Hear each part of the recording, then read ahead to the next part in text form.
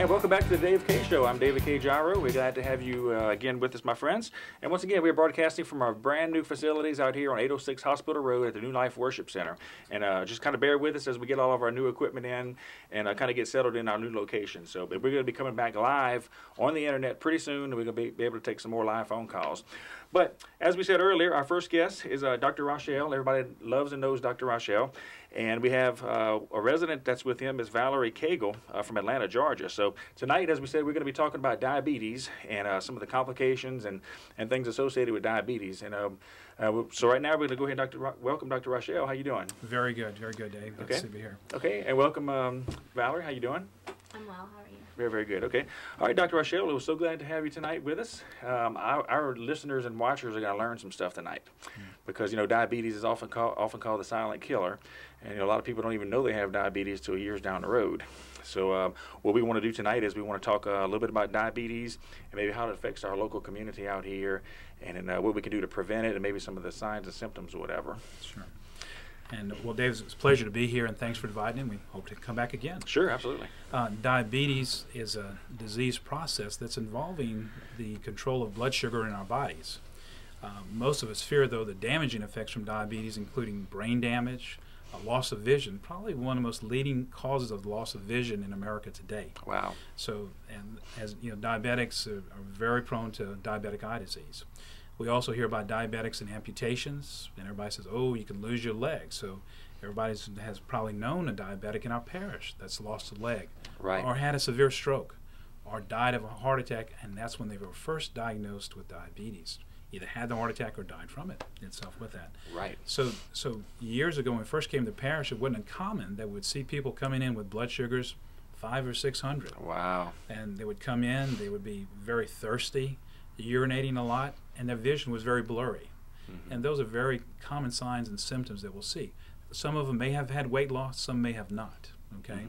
There are two types of diabetes that we look at. One is in children and juvenile diabetes.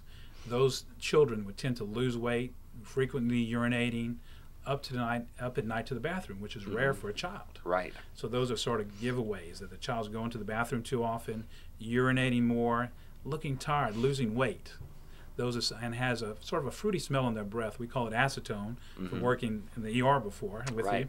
Right. So if we see that in a child, that's a sign to say, let's go see someone very soon, like today. Okay. Right. ER, Don't put it off. Don't hesitate. ER if needed. Emergency room if needed. With that.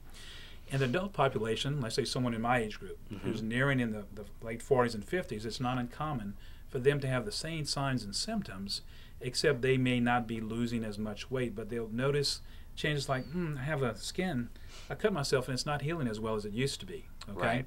I'm urinating more often, with that. I'm thirsty a lot, with that. And I just feel tired and it's like I'm losing my muscles. Right. So those could be low common signs and symptoms. Sometimes the first time I might see that patient is in the emergency room when they're having a heart attack. Okay, wow. as a silent killer. So right. Luckily with good screening techniques today, we don't see that quite as much, which is very good with that. Right. So we look at what happens is in normal process of intaking food, we break it down into carbohydrates, proteins, and fats. But in the diabetic, in other words, instead of normally being able to get blood from sugar into the blood, into other tissues, the brain, eyes, and muscles, it's harder to get it in. Okay, so our brain has to function through the use of sugar. So without it, then we start not thinking as clearly. And for our vision, for our eyes, which are basically part of our brain, our vision gets a little blurry. Muscle fatigue in there too. With that. Right. So that's a common thing. You sort of said, my vision is getting a little blurry. Let me get this checked out. With it, as the blood sugar elevates in the blood vessel itself, it starts to cause inflammation and irritation. And we start from head on down. Okay, with that. So in the brain, we can cause inflammation of the blood vessels, leading to small strokes. In the eyes, of course, the muscles of balance can be important as far as taking care of the lens, but more importantly, damage to the back of the retina, the part of the vision of the brain that we can see with, that causes, so we get damage to that by bleeding and leaking. As if we take a blood vessel that's made with cells that hold hands, and those blood vessels leak. Leaks in the eye, leaks in the kidney. Okay, and that's why someone is urinating more because their blood sugar is elevated. It almost acts as much as a fluid pill with that. Interesting. Okay? Yeah. So then you just keep getting damage further down the body. So I tell people when they come in, I said, start at the head for the brain. Look at our eyes, get self with that. Look at what's going on with our teeth. A lot of diabetics lose their teeth early, with that. Right. Start thinking about blockages in our neck. And of course, number one, I always worry about what's going on here. By the time someone comes in with a diagnosis of diabetes in my age group, 50s, 50% of them have a main blockage. Wow. So I involve other doctors to help me find that out too. Right. With that, here in town. We'll look at their kidneys. Okay. In other words, dialysis. A lot of people get dialysis from high blood pressure, but even more get it from damage resulting from their kidneys. Right. At this point in time. Right.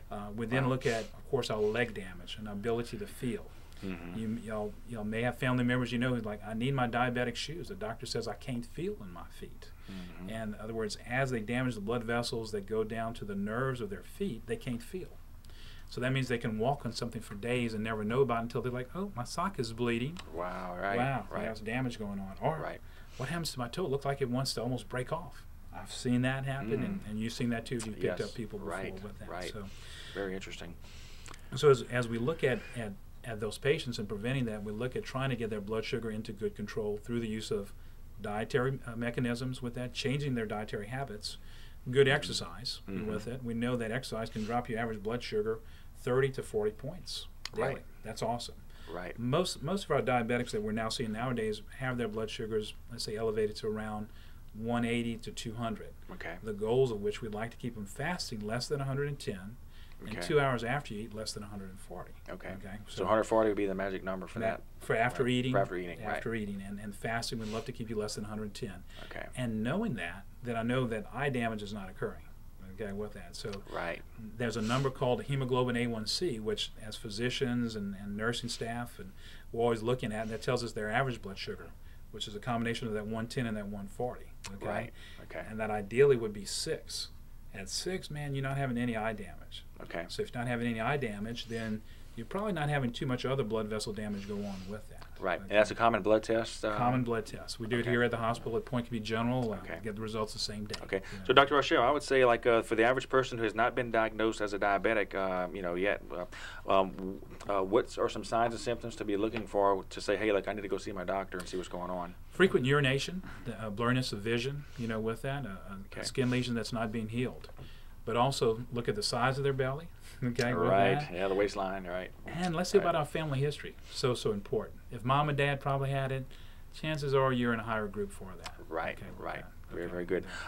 Let's talk a little bit about the two different types of diabetes, type 1 and type 2 diabetes, and maybe some risk factors and who's more prone to get one or the other. Yeah. Type 1 diabetes is usually be the child or adolescent that comes probably from a family history of diabetes and probably had either a viral or bacterial illness that may have made the initial onset.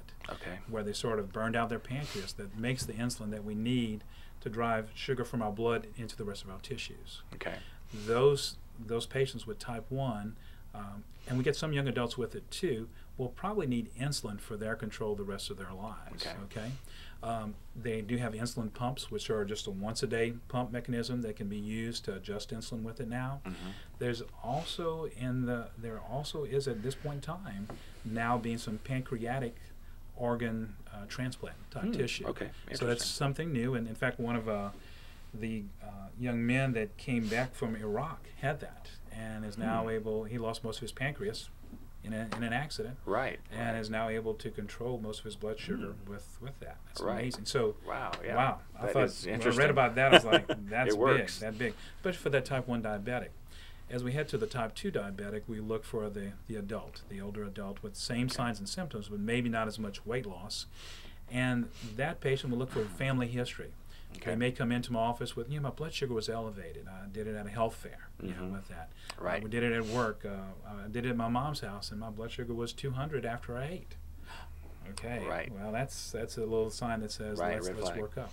So if someone came into and that person could be on dietary and exercise and probably could get their blood sugar down from about 200 to 150. Mm-hmm. But we're trying to get them down to that average of about 120. Right. So probably going to need a couple of medicines, oral medications. There's 3 or 4 different groups that are out there. Okay. Metformin is one. Works. We take it at night. Tells our liver not to make as much blood sugar or store as much. Why do you take that medicine at night as opposed to first thing in the morning? Because, in other words, at nighttime, our storage mechanism of blood sugar, that's when it happens. Okay, after I see. eating, so with that. You can take it in the morning, but best effect is probably at night. Right. Okay. There's a group of medicine known as DDP4 inhibitors that actually sort of help our pancreas sort of renew itself a little bit, okay? And again, work to slowly tell our body not to store as much and sort of to take our glucose and work it in a different fashion. Okay. Those also help to lower our blood sugar average about 30 points, with that. And then there's, of course, insulin is always available. Right. Insulin's always available. Right. So, can a person that's been diagnosed with type 2 diabetes, can they ever be, totally healed from it, or completely get off of medicines by controlling it?